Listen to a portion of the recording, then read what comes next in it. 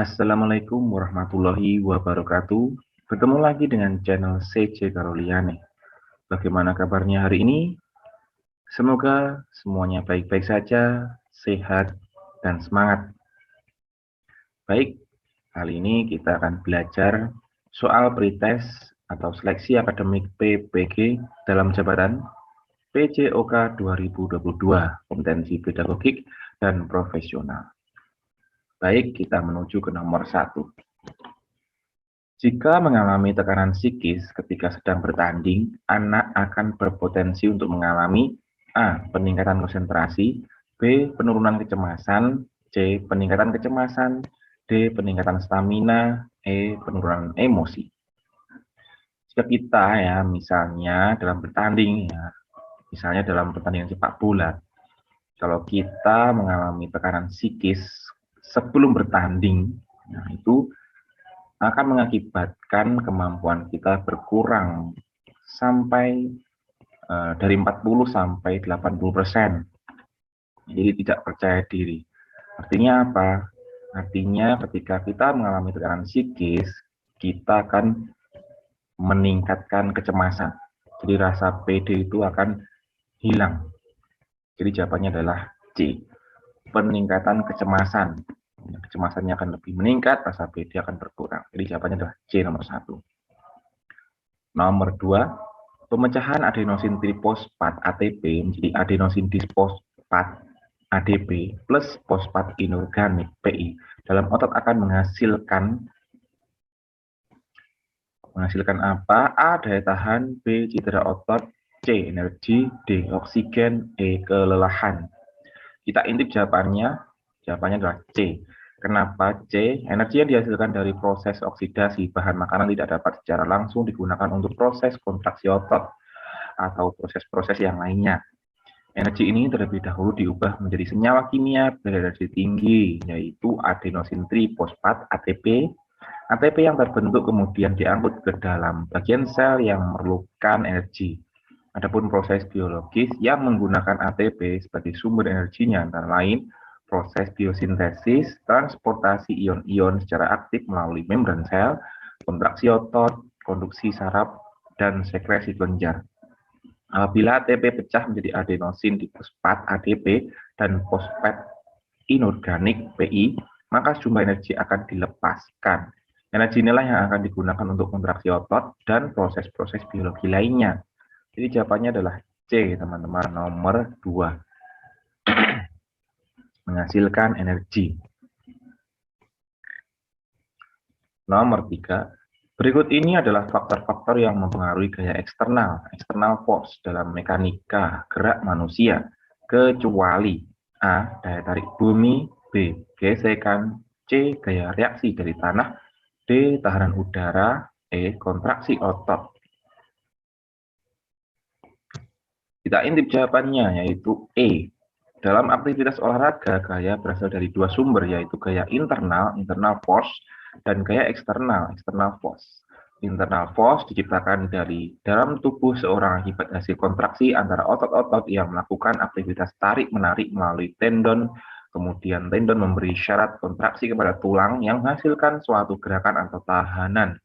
Sedangkan external force adalah suatu gaya yang tercipta karena adanya pengaruh dari faktor gravitasi, gaya reaksi dari tanah, gesekan, tekanan udara dalam berbagai aktivitas pada cabang olahraga yang menghasilkan suatu gaya dorong atau tarikan.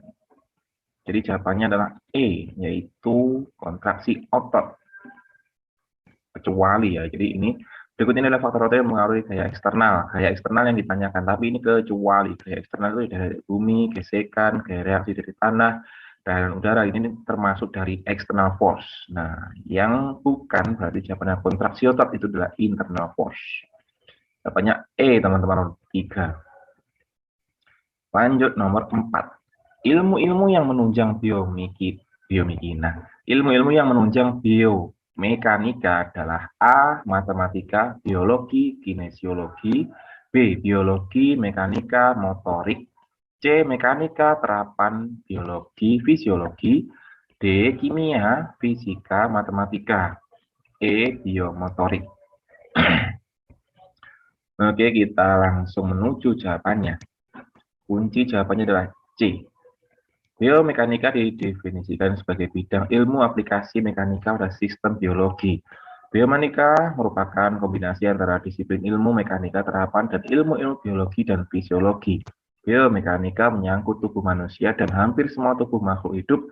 Dalam biomekanika, prinsip-prinsip mekanika dipakai dalam menyusun konsep, analisis, desain, dan pengembangan peralatan dan sistem dalam biologi dan kedokteran. Mekanika adalah salah satu cabang ilmu dari bidang ilmu fisika yang mempelajari gerakan dan perubahan bentuk suatu materi yang diakibatkan oleh gangguan mekanik yang disebut gaya. Mekanika adalah cabang ilmu yang tertua dari semua cabang ilmu dalam fisika. Sedangkan mekanika teknik atau disebut juga dengan mekanika terapan adalah ilmu yang mempelajari penerapan dari prinsip-prinsip mekanika. Mekanika terapan mempelajari analisis dan desain dari sistem mekanik. Jadi jawabannya adalah C, mekanika terapan, biologi, fisiologi. Itulah ilmu-ilmu yang menunjang biomekanika.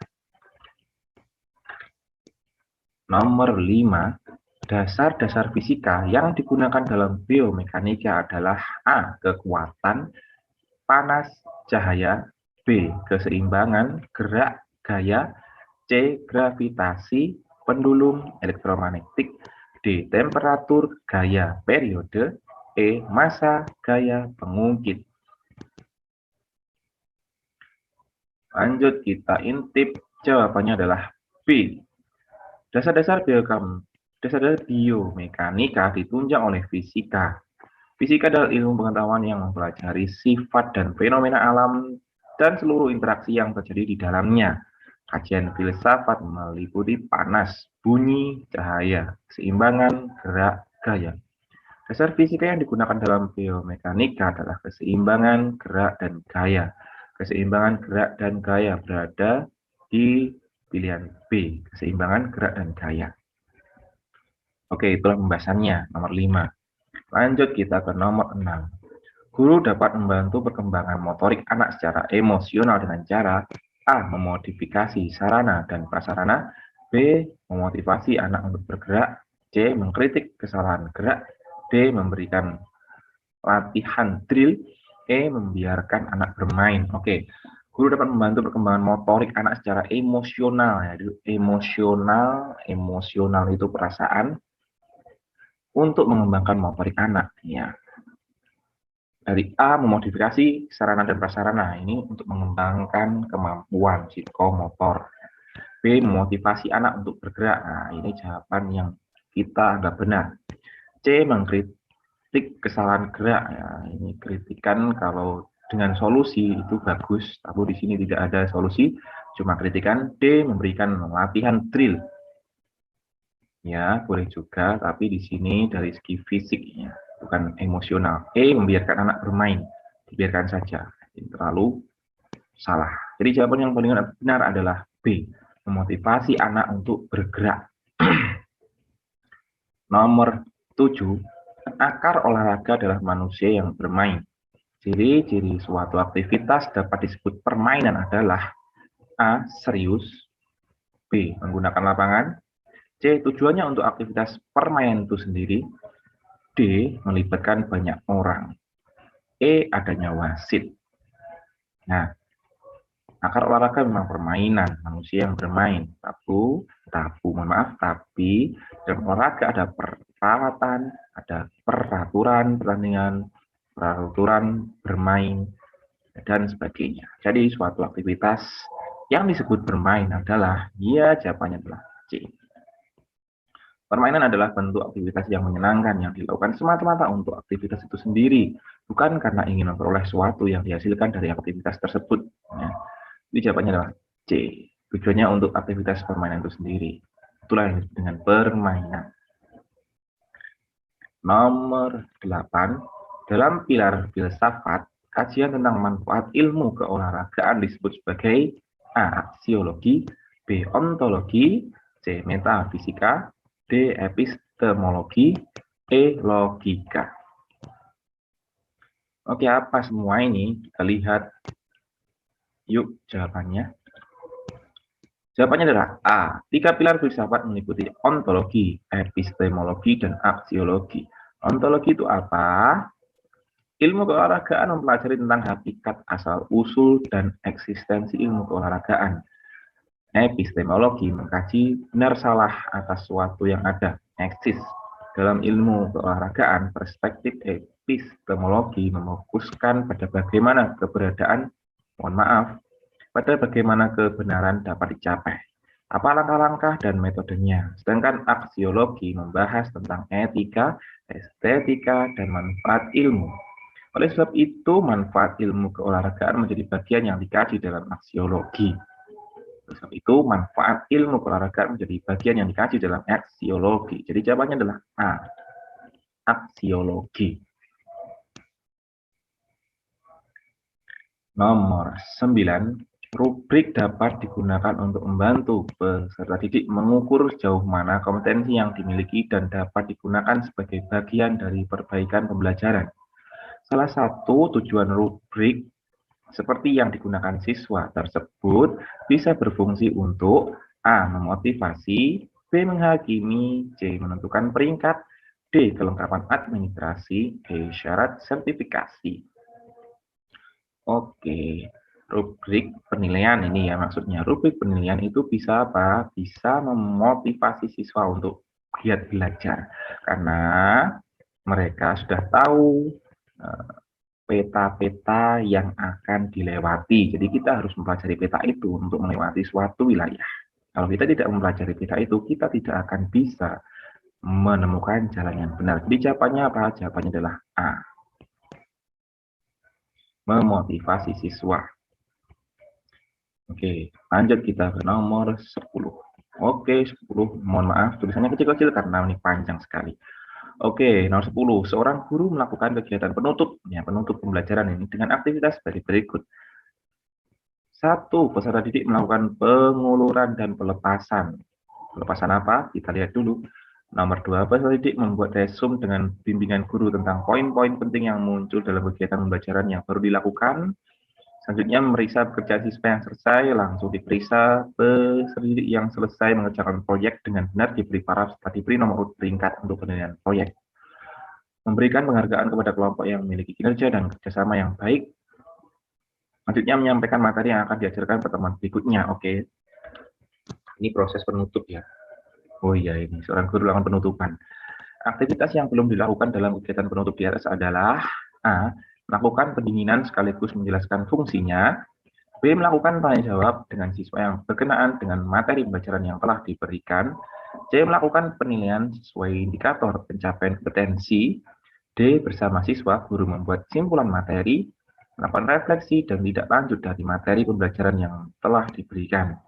E. Setelah melakukan aktivitas pembelajaran, seluruh siswa dan guru berdoa dan bersalaman. Oke, di dalam penutupan ini mana yang masih kurang?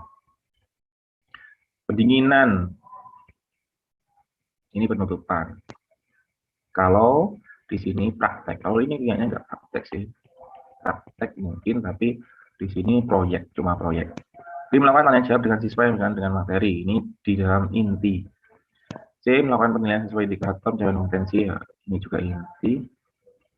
D. Bersama siswa guru membuat simpulan materi. Ini termasuk di dalam penutupan, tapi di sini sudah ada ya.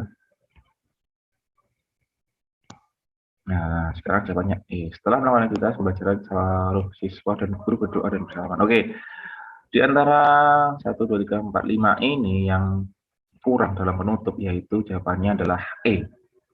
Ya, ini menyampaikan materi yang akan diajarkan pertemuan berikutnya. Sudah putus. Seharusnya diakhiri dengan apa? Ini.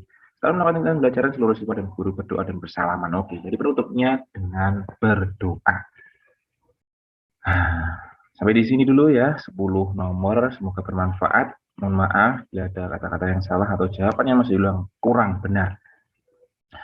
Dan ini sudah malam ya, mohon maaf. Saya buat video ini pukul 12 malam. Jadi agak sedikit capek, tapi tidak apa-apa. Semoga bermanfaat. Sekali lagi, sampai jumpa di video selanjutnya.